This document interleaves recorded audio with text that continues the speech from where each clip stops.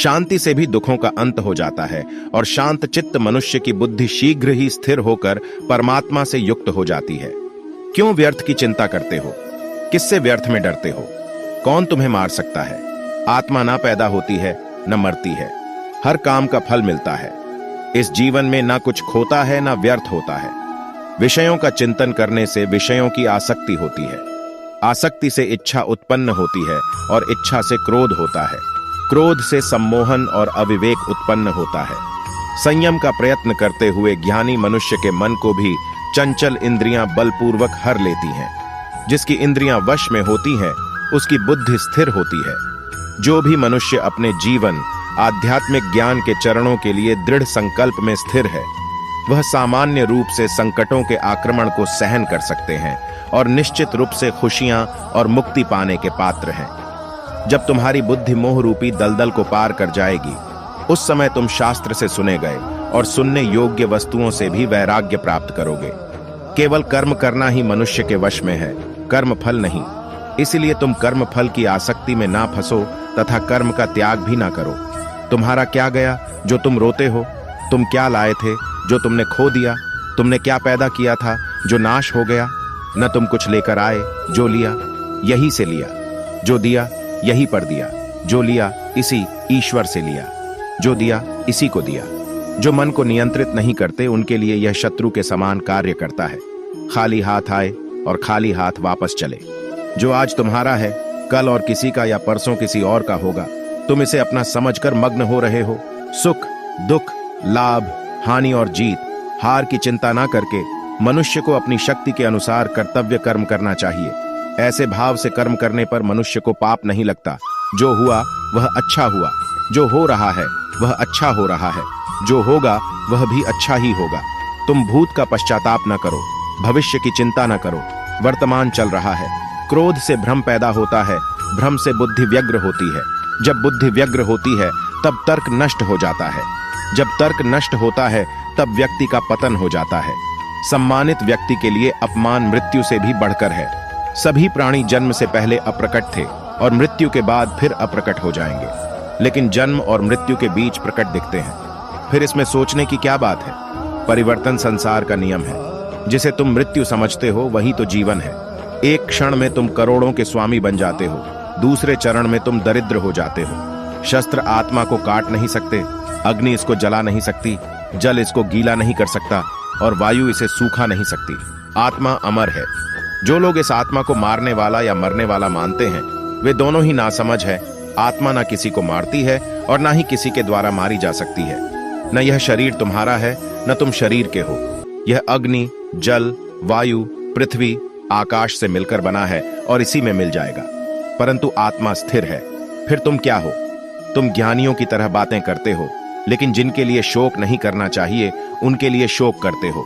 मृत या जीवित ज्ञानी किसी के लिए शोक नहीं करते। कर्म ही पूजा है। व्यक्ति जो चाहे बन सकता है यदि विश्वास के साथ इच्छित वस्तु पर लगातार चिंतन करें। मैं काल हूं, सबका नाशक। मैं आया हूं दुनिया का उपभोग करने के लिए। कर्म उसे नहीं बांधता जिसने काम का त्याग कर दिया है। बुद्धिमान व्यक्ति कामुक सुख में आनंद नहीं लेता। मैं उन्हें ज्ञान देता हूं जो सदा मुझसे जुड़े रहते हैं और जो मुझसे प्रेम करते हैं। अप्राकृतिक कर्म बहुत तनाव पैदा करता है। अपने अनिवार्य कार्य करो, क्योंकि वास्तव में कार्य करना निष्क्रिया से बेहतर है। मैं सभी प्राणियों की हृदय में विद्यमान हूं। निर्माण केवल पहले से मौजूद चीजों का प्रक्षेपण है। बुरे कर्म करने वाले सबसे नीच व्यक्ति जो राक्षसी प्रवृत्तियों से जुड़े हुए हैं और उनकी बुद्धि माया ने हर ली है, वह मेरी पूजा या मुझे पाने का प्रयास नहीं करते। मैं ऊष्मा देता हूं, मैं वर्षा करता हूं, मैं वर्षा रोकता भी हूं, मैं अमृतत्व भी हूं और मृत्यु भी मैं ही हूं। जो इस लोक में अपने काम की सफलता की कामना रखते हैं वे देवताओं की पूजा करें। जब वे अपने कार्य में आनंद खोज लेते हैं तब वे पूर्णता प्राप्त करते हैं। 38 इंद्रियों की दुनिया में कल्पना सुखों की शुरुआत है और अंत भी, जो दुख को जन्म देता है। जो ज्ञान और कर्म को एक रूप में देखता है वही सही मायने में देखता है। जो चीज हमारे हाथ में नहीं है उनके विषय में चिंता करके कोई फायदा नहीं है। जो कार्य में निष्क्रियता और निष्क्रियता में कार्य देखता है वह एक बुद्धिमान व्यक्ति है। यदि कोई बड़े से बड़ा दुराचारी भी अनन्य भक्ति भाव से मुझे भजता है तो उसे भी साधु ही मानना चाहिए और वह शीघ्र ही धर्मात्मा हो जाता है तथा परम शांति को प्राप्त होता है। जैसे प्रज्वलित अग्नि लकड़ी को जला देती है, वैसे ही ज्ञान रूपी अग्नि कर्म के सारे बंधनों को नष्ट कर देती है। अपने आप जो कुछ भी प्राप्त हो उसमें संतुष्ट रहने वाला, ईर्ष्या से रहित, सफलता और असफलता में संभाव वाला कर्मयोगी कर्म करता हुआ भी कर्म के बंधनों में नहीं बंधता है। जो आशा रहित है, जिसके मन और इंद्रियां वश में है, जिसने सब प्रकार के स्वामित्व का परित्याग कर दिया है, ऐसा मनुष्य शरीर से कर्म करते हुए भी पाप को प्राप्त नहीं होता। काम, क्रोध और लोभ यह चीजों को नरक की ओर ले जाने वाले 3 द्वार हैं।